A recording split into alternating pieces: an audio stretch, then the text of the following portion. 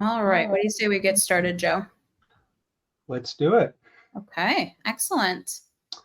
We still have some people logging on, but thank you all so much for joining us today. We are really excited to have you here for implementing formative assessment with coaching. My name's Megan, and I'm the Community Engagement and Events Manager for Aquifer. This is the third session on formative assessment and coaching. I want to run through a couple of things with you. For closed captioning options, there's an option to click on the keyboard icon on your screen. You might find that on the bottom if you're on a computer, or possibly at the top of the screen if you're logging in from a mobile device. And then if you want to enlarge the slides today, you can click on the top right corner of the slide presentation to zoom in.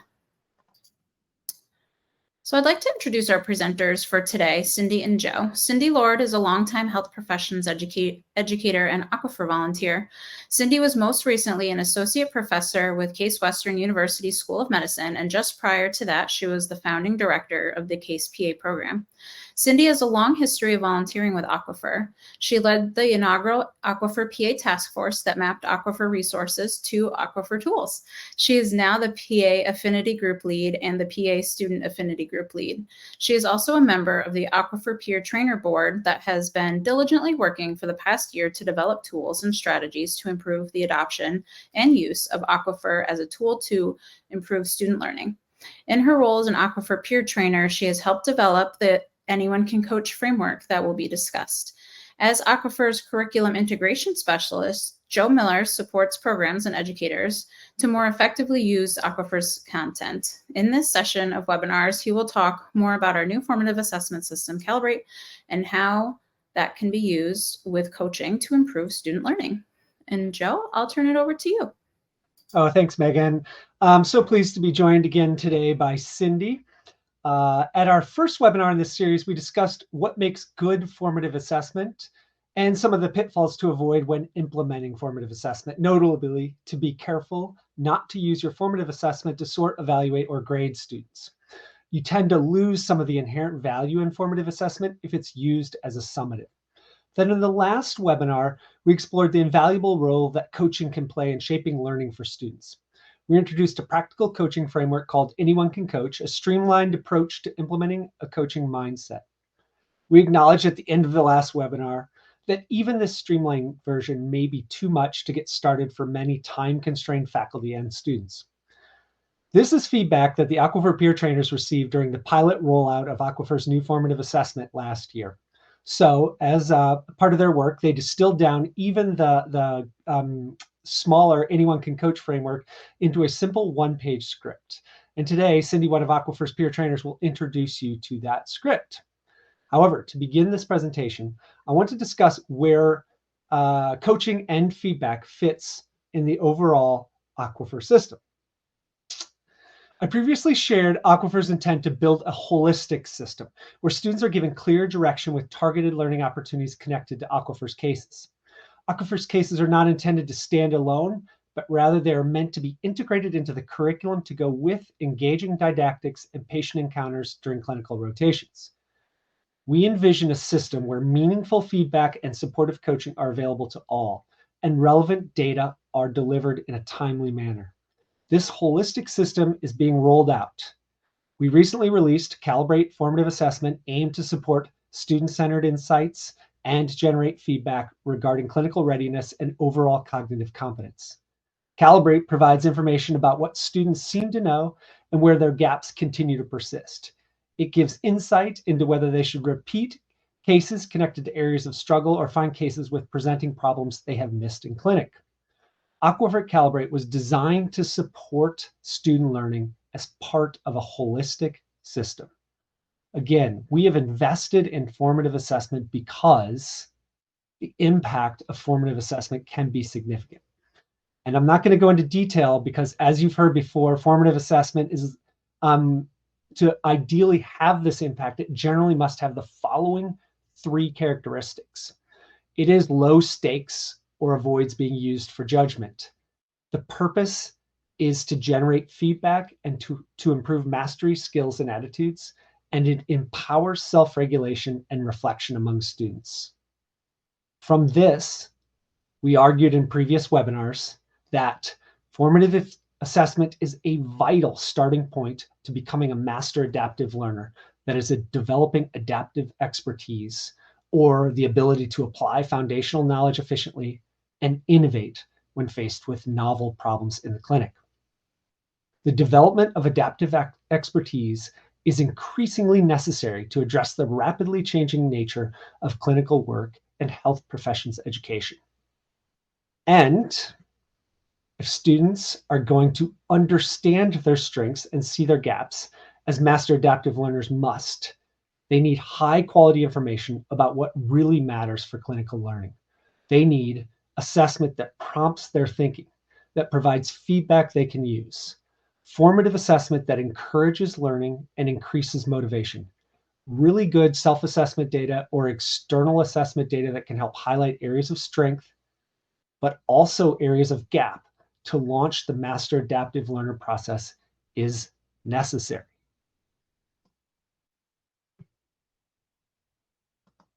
And coaching in this is like a rheostat that has a positive impact on the traits that are needed for a master adaptive learner.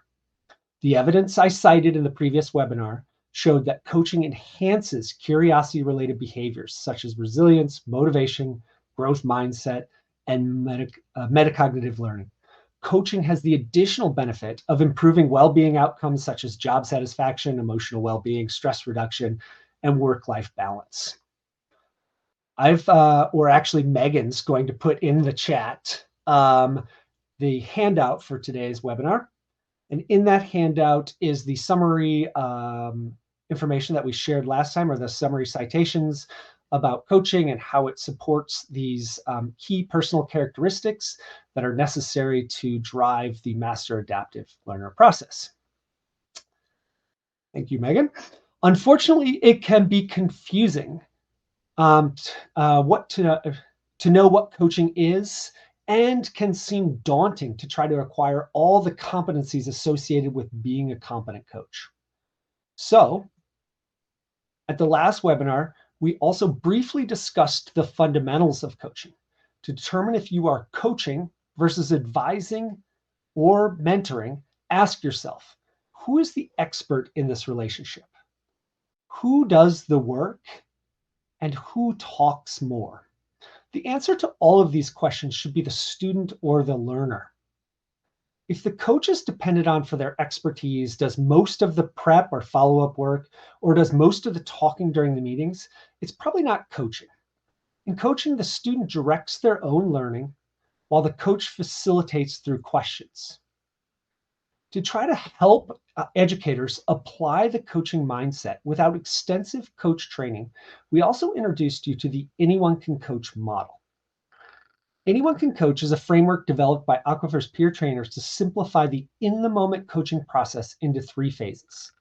These 3 phases are evoke awareness, facilitate growth, and foster accountability. The purpose is to strip away unnecessary distractions and focus on the coach and learner behaviors most likely to have an impact. Our goal in developing this framework is to equip educators with tools for active listening and questioning, enabling learners to gain self-awareness, set achievable goals, and stay focused. So, today's webinar will be divided into 2 parts. First, I'm going to discuss Aquifer's formative assessment as a way for students to gain insight into their strengths and gaps as a starting point for coaching with formative assessment data. Then Cindy will discuss the coaching script designed by the peer trainers for use with formative assessment data. All right, so in this first part, I'm going to discuss calibrate formative assessment and how we get the most out of it. So it's not going to be a rehash of the first webinar, but I'm going to touch on some of the same topics related to calibrate.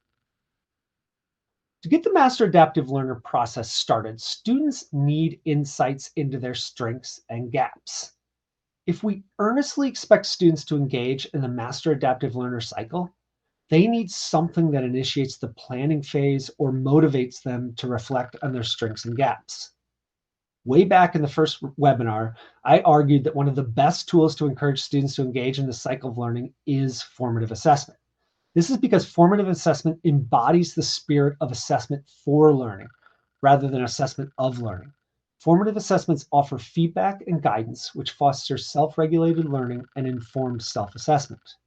What qualifies as formative assessment has been mentioned more, but it's mostly about how it is used by students, educators, and the program. If the assessment is used to encourage self-reflection and student-centered planning, then it is operating as formative assessment. If it is used to judge, evaluate, or sort, it is a summative assessment and is likely to undermine some of the advantages of formative assessment.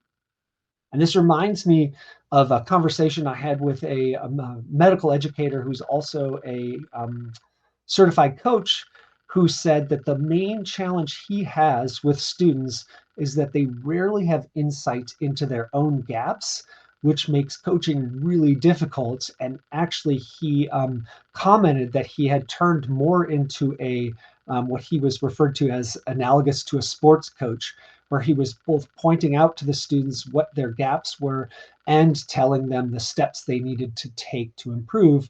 And this isn't the intent of learning coaching as we describe it. We're looking for students who are self-regulated so that they can start to develop this adaptive expertise. When it comes to formative assessment with coaching, at Aquifer, we designed an assessment with this in mind. That can be used twice during a clinical rotation, once at the beginning and once at the end. And so viewed across a rotation, an early calibrate formative assessment at the beginning of a clinical experience starts the planning phase. So if you're familiar with the master adaptive learner process, planning is the first step in the process, where you gain insights into your strengths and gaps and you decide on what you're going to do during the learning phase. What happens is the student can take an assessment at the beginning of their clinical rotation, and in Calibrate, we offer assessments in family medicine, internal medicine, pediatrics, and radiology, both an early and a late. A student meets with a coach to help them clarify and prioritize. More on what happens in the coaching sessions later when Cindy talks about the script. During the majority of the clinical rotation, though, the student is actually in the learning phase. So they're implementing the plan that they make during the planning phase. Then near the end, preferably with time before their shelf exam, the student takes a late calibrate and again meets with a coach. The coach helps the student clarify strengths and their plan to continue learning. This, we often are referring to it as the check-in process. It's called something different in the Master Adaptive Learner process. It's called assessing, but we call it checking in because it's more like going in and seeing what kind of growth you made, which things you need to continue to work on, and which things are best ready to apply to a clinical scenario.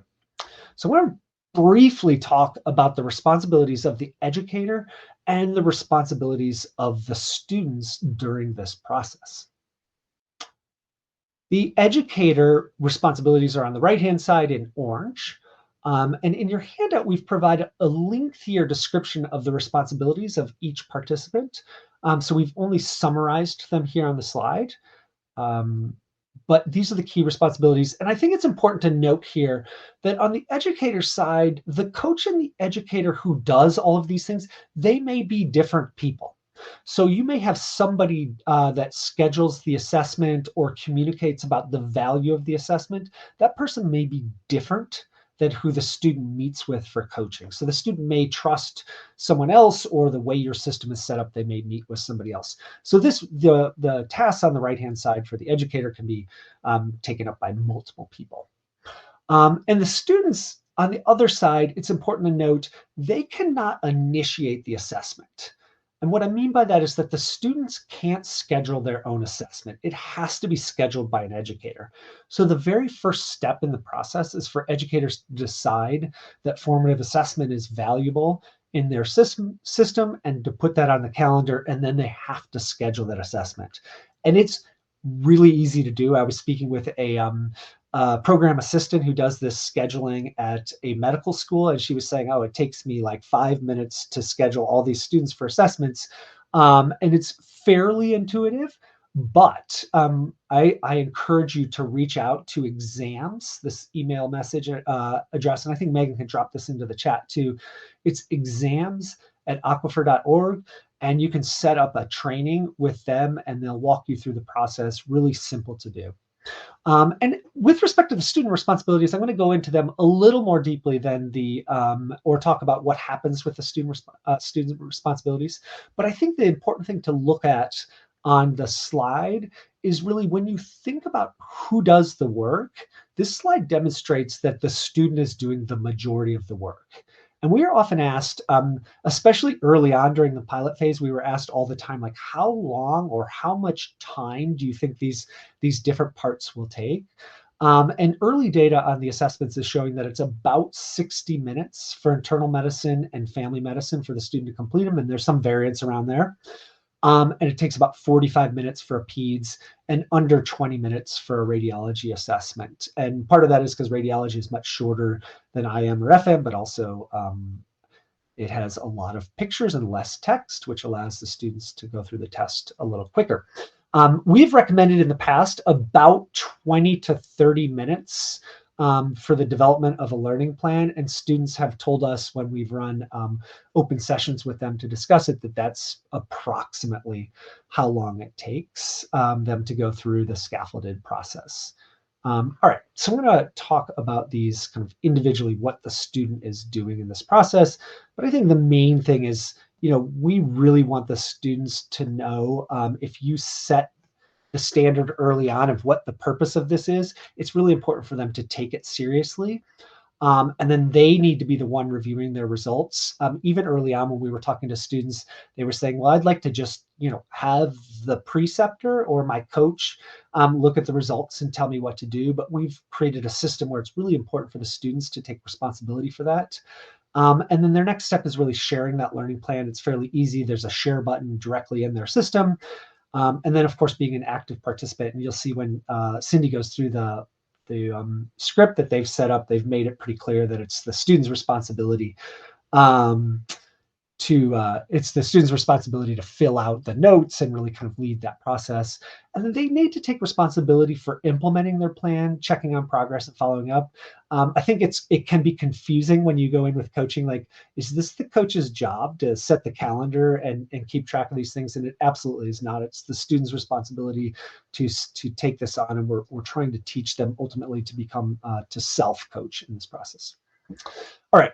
So the first step in preparing for a coaching session is to complete the Calibrate assessment. And Calibrate is designed as an assessment for learning. So the main things about this is it means it's shorter.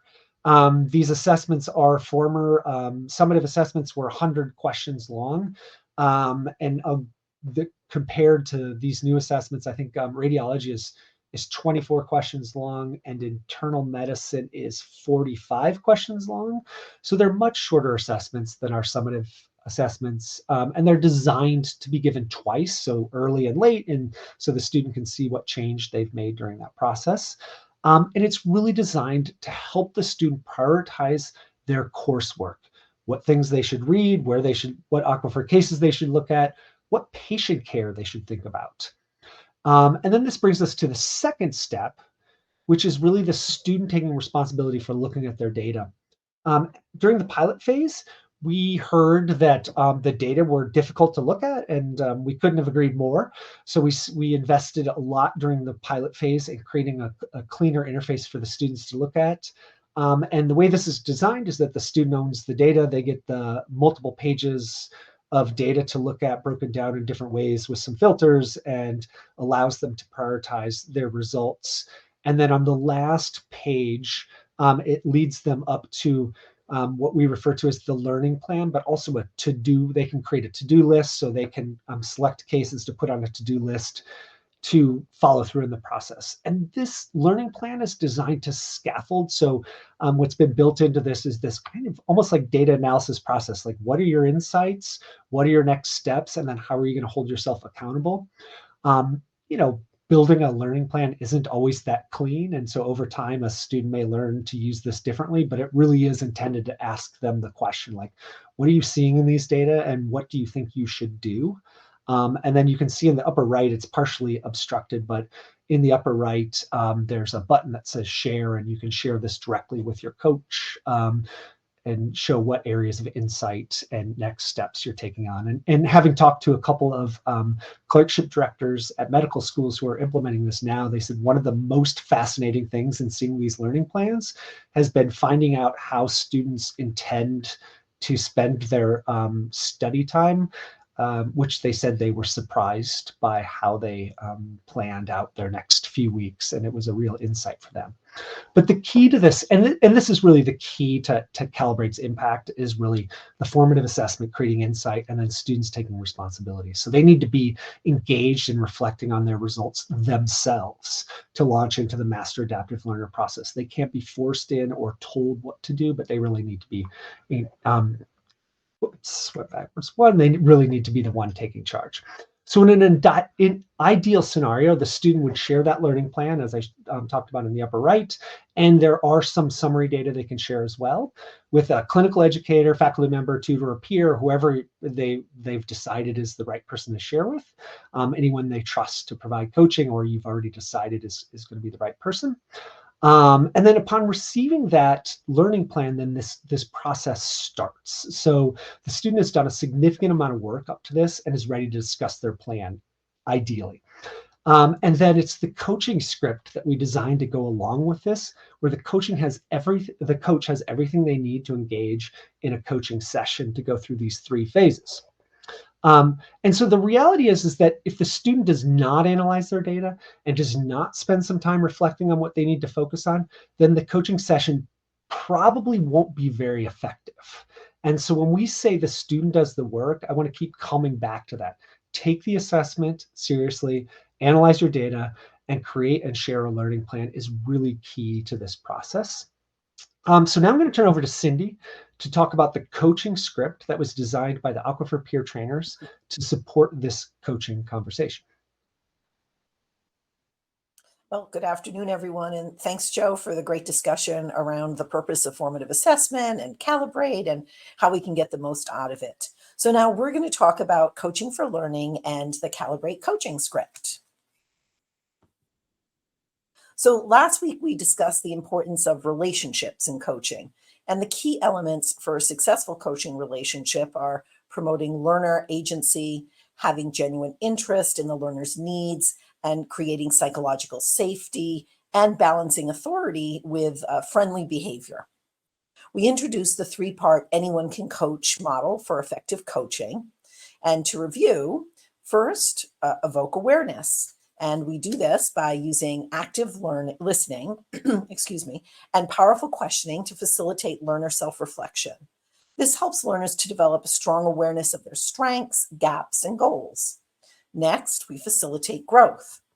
And we collaborate with learners to prioritize the focus areas and to create our learning plan. We guide them to set achievable goals based on those priorities. And then finally, we foster accountability. We want to support the learners in setting deadlines, making their plan public, and following through. We offer accountability through check-ins, as Joe mentioned. The Anyone Can Coach model equips educators at all levels with tools to coach learners in developing skills as master adaptive learners. So last week, we shared an extensive handout with prompting questions, learning strategies, and principles to foster accountability. This week, we're going to share a script. But before I do that, let me share an idealized coaching session based on what we talked about last week. So this diagram, which is available in your handout, represents an ideal 30-minute coaching session. It demonstrates the key features like open-ended questioning, student-driven conversation, and prompts that encourage student responsibility. Of course, real conversations are often messier and influenced by many variables. And the idealized session is not meant to be prescriptive, but rather aspirational. A structured example of what we aim for in an effective coaching relationship. The Anyone Can Coach framework and the coaching script we provide are intended to be helpful starting points and guides. But don't get too bogged down in, trying to mimic the perfect session, because none of us are perfect and none of us will get to, to perfection here. But the key is to start somewhere and to build from there. what we want to keep in mind is the coaching script. So let's talk about the coaching script. So the coaching script is a writable script, and it's available in your handout, and it can also be downloaded from the Aquifer Coaching Resources page. Just follow the link that's, I think Megan dropped in the chat. And also note that when a student shares their learning plan, remember there's that little share button in the top right-hand corner. When they share their learning plan with you, there's a link to coaching resources where you can get the same coaching script and our more extensive coaching handbook. Okay, so now I'm going to break down the coaching script to explain what we're trying to accomplish. We're going to start with the introductory text. So in the introductory paragraph, we've included language intended to encourage a positive relationship. Remember, a positive coaching relationship fosters a supportive environment and promotes learner agency by establishing trust, encouraging mastery goals, and creating safe spaces for low-stakes assessment. Involving students in the assessment process to empower them and support self-regulated learning is critical to this collaborative atmosphere. We've attempted to write this direction into the coaching script, and in this statement, the coach is making the focus on the student, their goals, and their plan. So we use the statement, my basic assumption is that you want to continue your learning journey in this coaching session, to invoke growth mindset and encourage agreement with both the coach and the learner that this is about their learning, the learner, the student's learning. And lastly, we include the specific statement, this session is not about grades. If the session is about grades, you can expect a very different response from the student and when they engage than when they engage in a low stakes environment of discussing their learning. Also, in the introduction, we put a focus on the outcomes that are expected from the coaching session. The 3 phases of the anyone can coach model, they're defined in terms of what we hope for the learner. So we want to evoke awareness regarding their strengths, gaps, and goals. We want to guide their learning, aka facilitate growth. And this includes identifying steps towards reaching their goal. And then lastly, we want to foster accountability. In the introduction, this is explicit. It's not intended to be mechanistic, but clear that the coach is there to support them and that they can expect these outcomes if they engage. So under the evoke awareness, we provide 4 prompting questions. And these are designed to get the conversation started and to help the student develop a strong awareness of their strengths, gaps, and goals. If you're unsure where to start, we encourage you to use either or both of the first 2 questions about current goals and strengths. Both of these are excellent conversation starters. And often when you pair that with a clarifying question, such as, would you tell me a little more about X? You can have a really robust coaching session. Below the conversation starters, we give a couple of clarifying questions or questions to explore assumptions. But you don't have to follow the script exactly. So the process might include some back and forth. So you may ask about the strengths and then ask a clarifying question and then go back and return to asking about their gaps. What's nice about all of this is that these questions and the process correspond to the notes section, which is on the right side of the slide here in the student note-taking template. The student has presumptively prepared for their coaching session by creating their learning plan, so they may not need to use the note-taking prompts in the template. It's also important for the student to know that they are the note taker, not you. They're the note taker, and that these notes are for their benefit, no one else's. At the bottom of the evoke awareness section, we've put a transition question.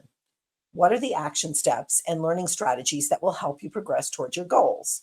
I like this question because it helps to move the student from discussing their strengths, gaps, goals, and priorities to developing a plan with action steps. The statement transitions the student from reflecting on where they are to how they will make a change. The questions in the facilitate growth section are designed to encourage the student to reflect on their approach to learning. Do they use strategies that are based in science, learning of learning and appropriate for the task? Or are they continuing to use what they've used before or what others have recommended? These are strategies that may be effective for passing a test, but they're going to be less effective for integrating knowledge into clinical practice. At the end of the handout is a list of effective learning strategies that can be shared with students. I really like this list and I use it all the time when I coach students. And as Joe said before, you'd be surprised how few strategies most students have and how they'll apply the same strategy to the same cases, same course, same classes, even if it's not effective. So during some recent feedback, and Joe mentioned some of this, we received feedback from those who are early adopters of the Calibrate with coaching. And they reported that one of the important insights for them is that they've learned a lot about how students study and deploy study resources. This presents an opportunity to ask about a student's openness to consider strategies that are effective for long-term learning and lifelong learning. So it's important to close out your coaching session by asking the student what their strategy is for holding themselves accountable. Note that the language is specific for holding themselves accountable. This is not the coach's job. Although not included in the script, one of the most effective questions to ask at this point is by when. So you're going to do this action step by when, because they found that if students add a date to their plan, they're much more likely to accomplish that goal. So on the student note-taking template, there are, as you can see, a series of lines for students to fill out their action steps. Before we open it up for questions, I do want to return to the diagram of the ideal coaching session. Every coaching relationship is unique.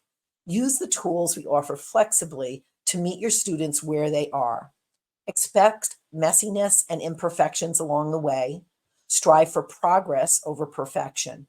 The most important thing to do is to begin forming connections with your students through open and empowering coaching conversations. With care for the learner and commitment to growth, we can expect students to develop the personal characteristics of master adaptive learners. Joe, I'm going to turn it back over to you. Thank you, Cindy. We're going to open up for questions here. I think Megan's going to come back on board because she may have gotten a question in advance.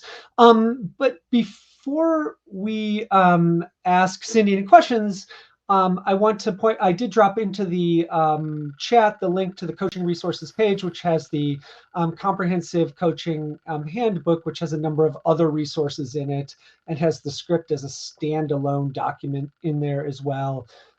That is also available in the educator resources section on Aqueduct. If you're in there poking around, you can get those through that area as well.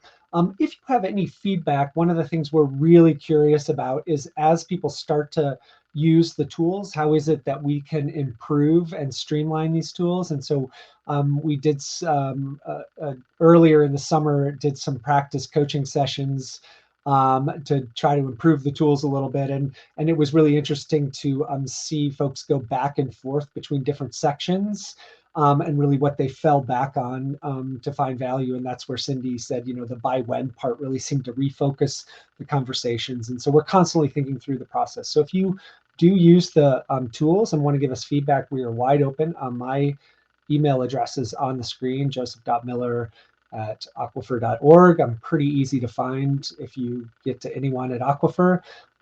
So if you have any feedback, let us know. But then also, do we have any questions for Cindy?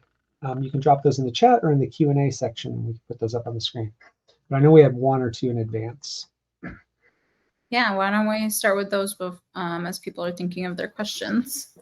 So one of the questions that came in before today's webinar, in the coaching script, where do you recommend coaches start if a student seems hesitant to open up at first? And what's a good first question to ask? Yes, so that certainly, that's actually quite common, especially with learners who may struggle a bit or just aren't quite understanding the whole coaching model yet. So, I start with the basic, how are you? Because it breaks the ice. And then I actually make a little statement because I want to make sure we're on the same page with, do they understand what my role is? You know, as an educator, we wear so many hats. We're an instructor or a director or a program director. We're their coach, we're their advisor, we're their mentor. And they're not used to the coaching hat. So I actually kind of make that statement about, I know I wear many hats and I'm putting on this coaching hat today. And let me explain to you what the coaching hat is. So, unlike advisement and mentoring when we've met, I tend to be the person who you're looking for knowledge from, and I tend to be the person who has that information.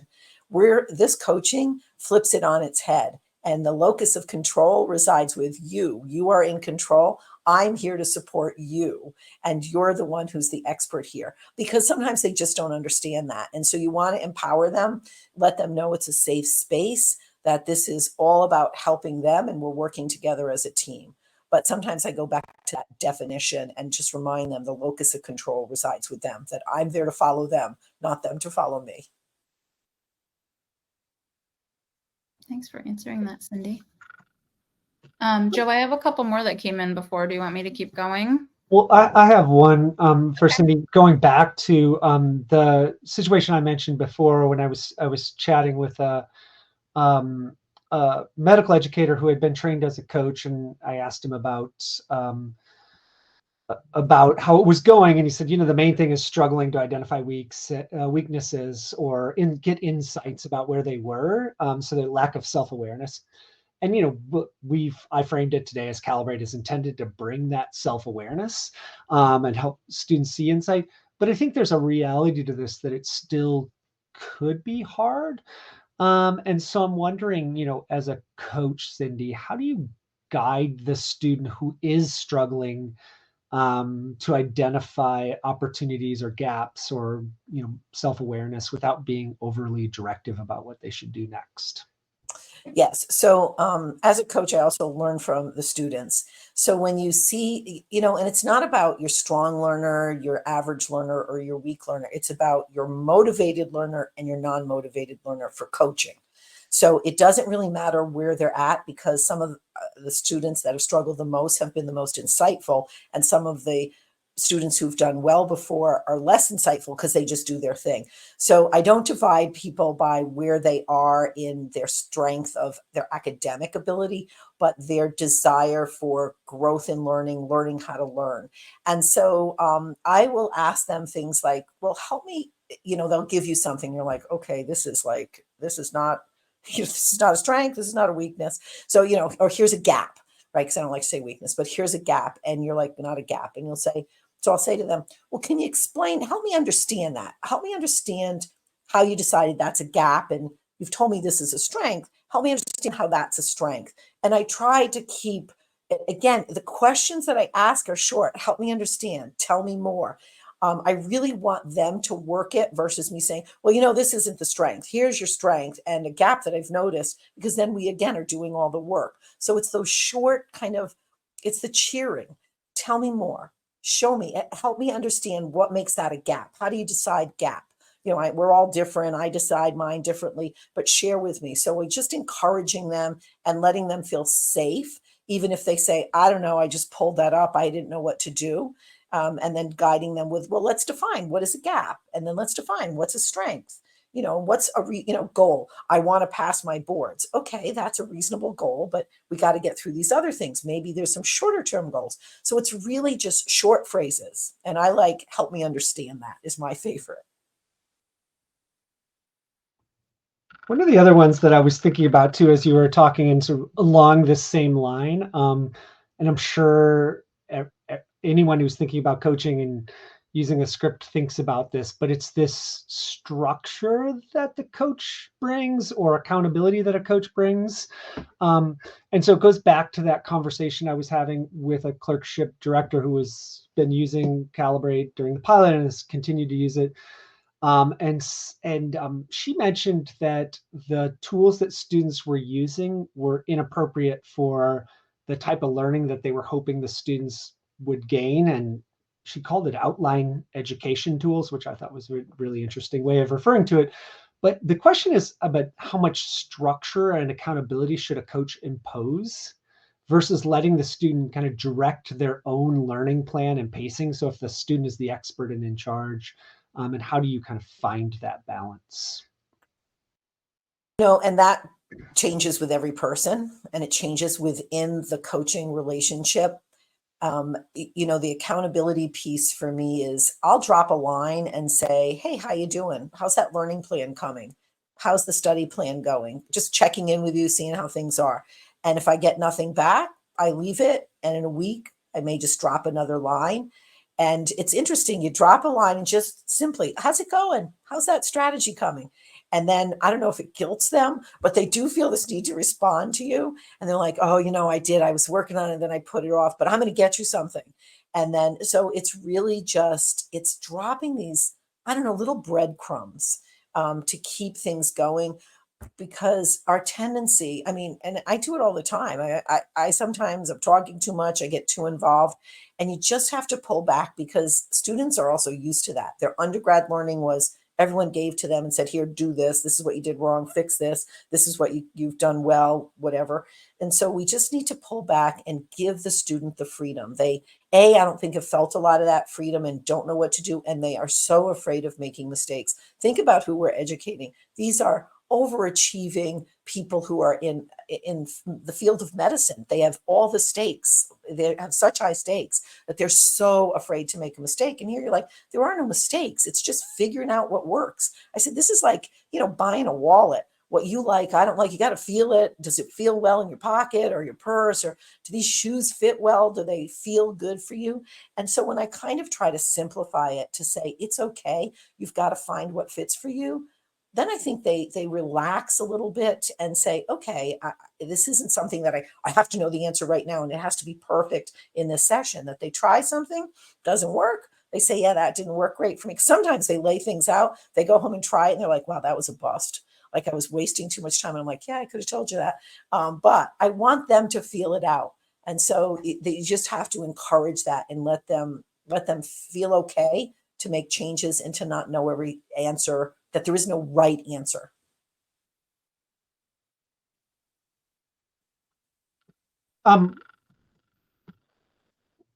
Cindy, what do you think? Like, when I think about students,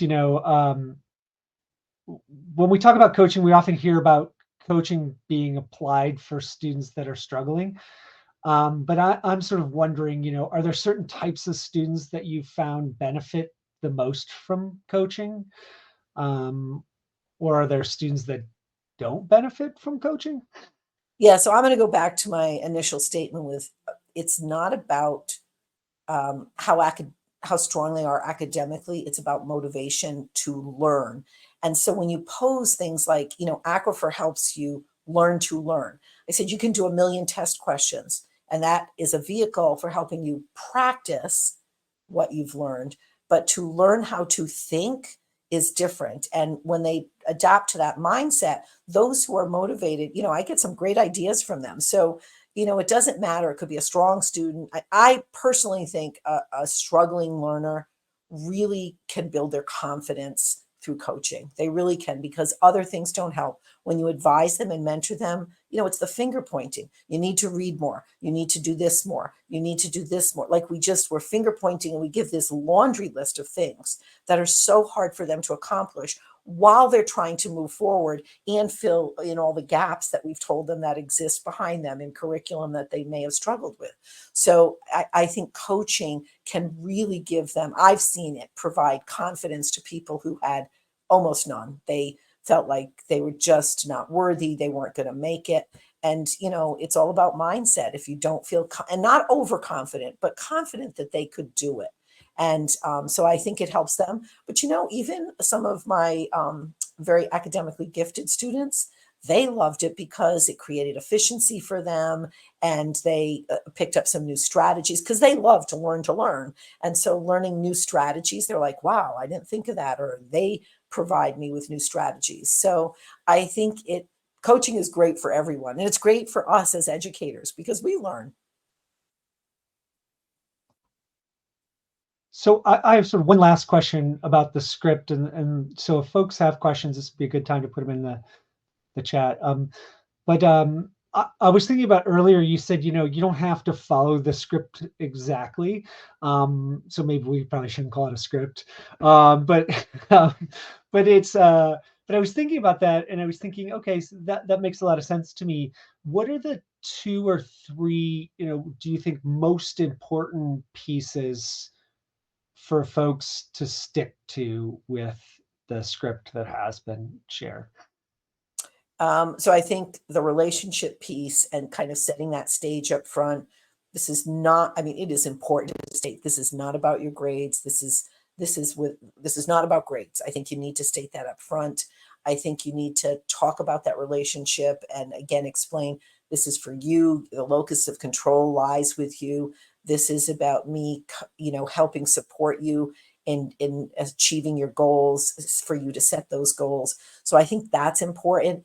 And then just if you don't do anything else, remember those few things like tell me more, or how will that happen? How will you hold yourself accountable? Just some simple questions to keep asking them so that you don't take over. Because sometimes, they get on a strategy and I'll say, let's work through it. I'll just keep going along with, okay, tell me more about that. Now what happens? Or I'll say, show me how that works. Show me how that's going to happen. So just being inquisitive, I think, is really important. And then really to use the 3 steps of the coaching model. Just keep thinking of how do I evoke awareness with them? How can I, foster that growth, and then accountability? How are you going to hold yourself accountable? And I'll hear from students, they'll tell you what's different. Oh, you're making me think about a plan and strategizing on what I'm going to do. Or others will say, I know this accountability thing, this is my weakness. I know I set these great goals and then I don't get there. So thanks for bringing that up. So each student has a little different place where it kind of resonates more. So, kids, keep it super simple. Let them do the talking. Build confidence with them by just asking them, show me, help me understand. Where is that? Tell me more about that. I think those are and the relationship. Key is the relationship. You've got to get them comfortable up front and not be threatening with, this is all about, they're going to kick me out of the program.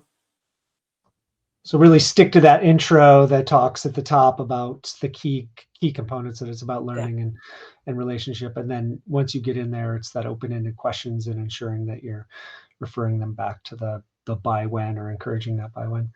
That's good advice. If there aren't any other questions, we're gonna wrap up, and we just want to say again, thank you for joining us for this series of webinars. If you have questions, feedback, or are interested in more, my email is on the screen right now. Feel free to reach out to me.